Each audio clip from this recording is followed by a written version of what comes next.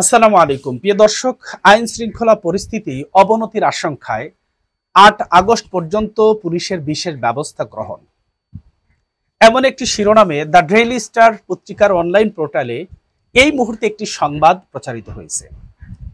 আসলে ৮ই আগস্টের মধ্যে এই সময়গুলোতে কি এমন ঘটতে পারে বলে আশঙ্কা করছে দেশের আইন শৃঙ্খলায় নিয়োজিত দায়িত্বশীল ব্যক্তিবর্গ। চলুন আমরা এই বিষয়টি জানবার জন্য আজকের এই আলোচনাটি শেষ পর্যন্ত আমরা জেনে আসি। দেশের আইন শৃঙ্খলা পরিস্থিতি নিয়ন্ত্রণে ২৯শে জুলাই থেকে আগামী ৮ আগস্ট পর্যন্ত বিশেষ ব্যবস্থা নিচ্ছে পুলিশ। গতকাল সোমবার দেশের বিভিন্ন পুলিশের ইউনিটে বিশেষ সতর্ক বার্তা পাঠিয়েছে বাংলাদেশ পুলিশের স্পেশাল ব্রাঞ্চ। ওই চিঠিতে বলা হয়, ঐতিহাসিক জুলাই গণ অভ্যুত্থান বর্ষপূর্তি উপলক্ষে সরকার, বিভিন্ন রাজনৈতিক দল এবং ফ্যাসিবাদ বিরোধী সামাজিক সংগঠনগুলো গত ১ জুলাই থেকে বিভিন্ন কর্মসূচি পালন করছে।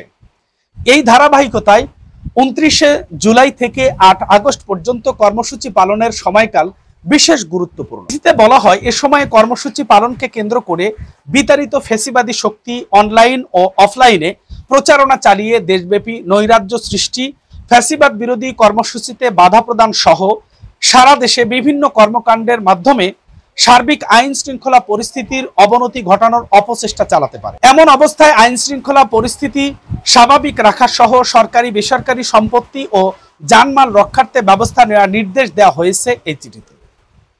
নির্দেশগুলো হলো ২৯শে জুলাই থেকে ৮ আগস্ট পর্যন্ত বিশেষ অভিযান পরিচালনা করা।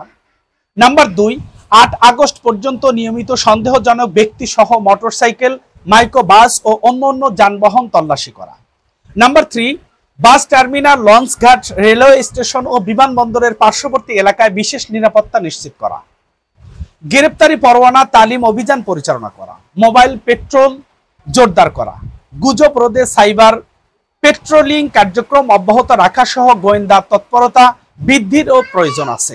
এমন কিছু নির্দেশনা দিয়ে কিন্তু আইন শৃঙ্খলা পরিস্থিতিকে আরো উন্নত করার জন্য অধিক সতর্কতা গ্রহণ করতে নির্দেশ প্রদান করা হয়েছে।